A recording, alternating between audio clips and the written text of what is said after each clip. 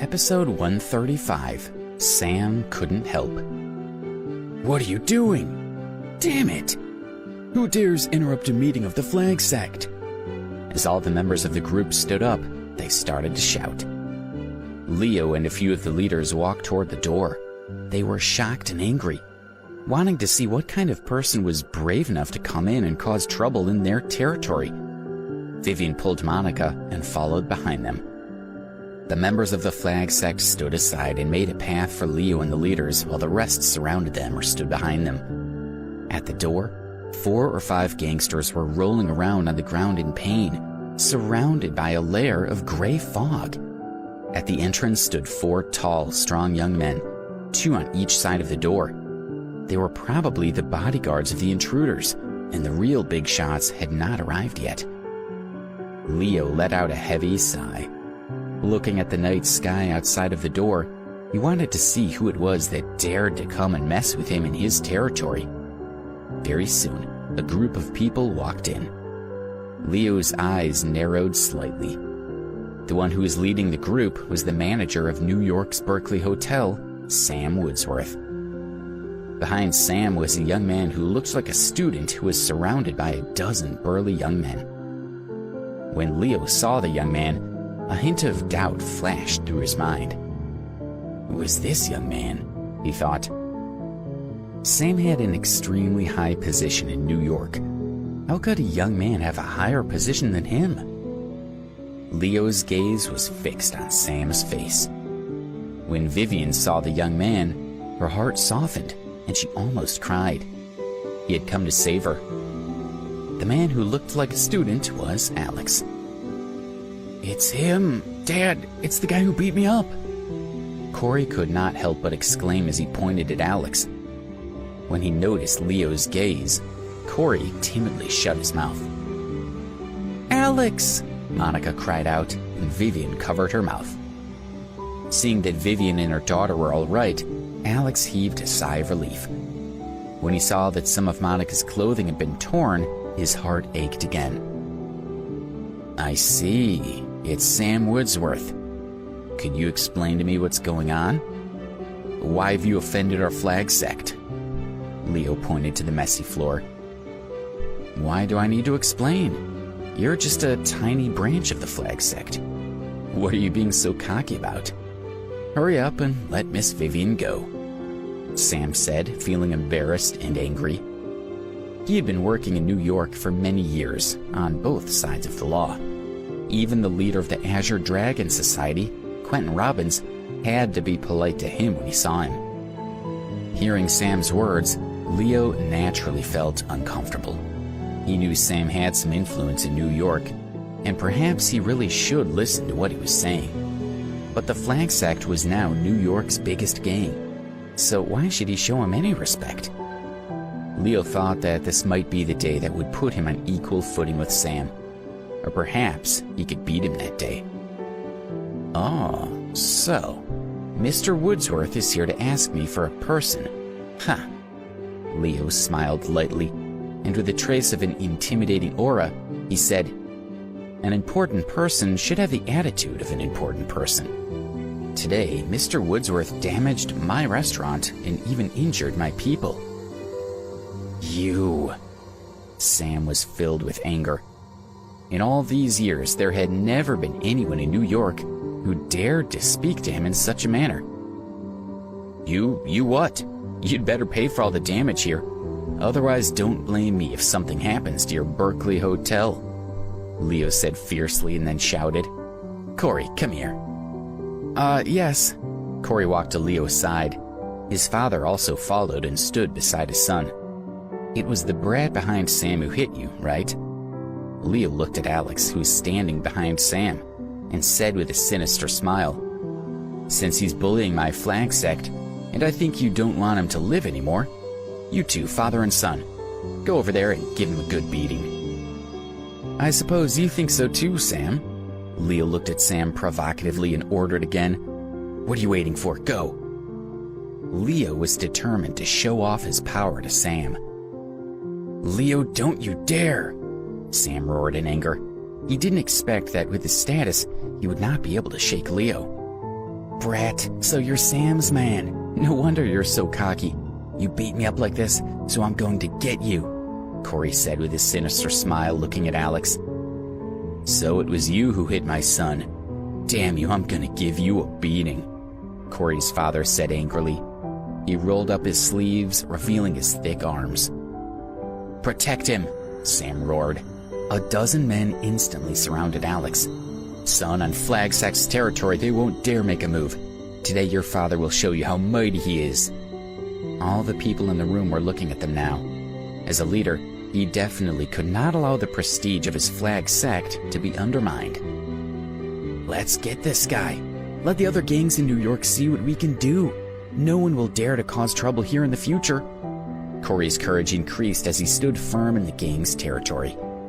With that, father and son raised their fists and rushed in front of Sam and his men with a roar. Protect him, Sam shouted angrily. A dozen men surrounding Alex instantly surrounded the father and son. When they stepped aside, the pair had been beaten and had fallen to the floor.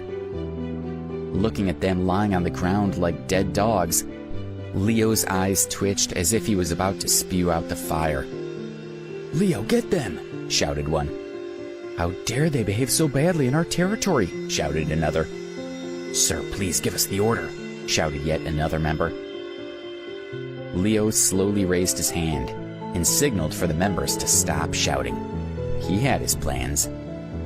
Sam, I'll give you one last chance. Take your men and get the hell out of here. I'll be kind and let you go, Leo said as he gritted his teeth. Bullshit. Do you think you're qualified to let me go? I think you've lived in New York for 2 years and forgotten your place. This time, Sam felt it was not his lucky day. He could ignore his reputation and back down, but that would mean losing face for Alex and the Ambrose family. He blamed himself, but he was also extremely angry. I also brought you a big gift this time, Sam said as he took out a blue plastic box. The box shattered on the ground, and a round thing rolled out. The flag sect members were all shocked. Many women screamed. Ah! It was a head. It was none other than the head of the missing Dale Granger. Originally, Sam had been brought there to intimidate Leo, but he had never had the chance to throw the box out. Now he was flustered and exasperated, so he had thrown it at them. This is bad, Alex thought. Sam is acting too fast. This is going to make Leo angry. You ass! Leo felt a ball of fire rush to his head. He was being bullied. He shouted, Let's get them! The members of the gang all shouted and rushed towards Sam and his group. Some of them had blades in their hands, while some even picked up chairs and threw them toward Alex and Sam's men. There were more than 150 people at the meeting that day, and Alex's group had only less than 20 people. Protect Alex, Sam shouted. Things quickly evolved beyond his expectations, and Sam's immediate priority was to not let Alex get hurt, or he would be guilty of negligence. A dozen men stood in front of Alex like a barrier. Even though Sam had brought the strongest men under his command, no matter how powerful they were, it was still impossible for them to deal with so many enemies at once. Facing this tide of attacks, these dozen men only managed to block the crowd for 5 minutes before they gradually fell to the ground. They were surrounded and beaten by the flag sect members. There were only 4 or 5 men left, who formed a circle to surround and protect Alex and Sam. They used their bodies as shields to prevent the 2 men from getting hurt. A gap opened up in the circle, and one of the flag sect members threw a chair toward Alex. In that moment of life or death, Sam shielded Alex as the chair broke on Sam's body. He fell limply to the ground. Stop, Leo shouted. The gang members stopped. After witnessing Sam shield Alex, he became very curious. What kind of clout did this young man have? With Sam's honorable status, he still appeared to want to protect this youth. "Mr. Woodsworth, are you hurt?" Alex helped Sam up, feeling very guilty. "It's all right. It's good that you're fine, sir." Blood trickled down the corner of his mouth. He only knew that his duty was to protect Alex. Alex was moved by Sam's loyalty. "Sir?" thought Leo. Now that Sam was weakened, he no longer had anything to fear. Instead, he became interested in Alex. "Who is this young man that Sam appears to answer?" Leo wondered. "May I ask which family you're from? Tell me," Leo asked him. Alex helped Sam up onto a chair. "You injured Mr. Woodsworth and so many of his men. Your flag sect is already destined to disappear. Release Vivian and her daughter if you want me to spare your life," Alex said coldly to Leo. He had the temperament of a man from a very wealthy family. No matter how he looked at him, this young man was a complex character. It was clear that Alex, Sam, and their men were all defeated and that he couldn't challenge him anymore. So why was he so calm and arrogant? Leo couldn't figure it out, so he stopped thinking about it. The young man might well be from some wealthy family in New York, but once the news that he had defeated Sam got out, it would establish his position as ruler of New York. So what if this was the son of a wealthy family? Why would he still need to be afraid of him? The flag sect's members began to ridicule Alex. "Aren't you a useless young man?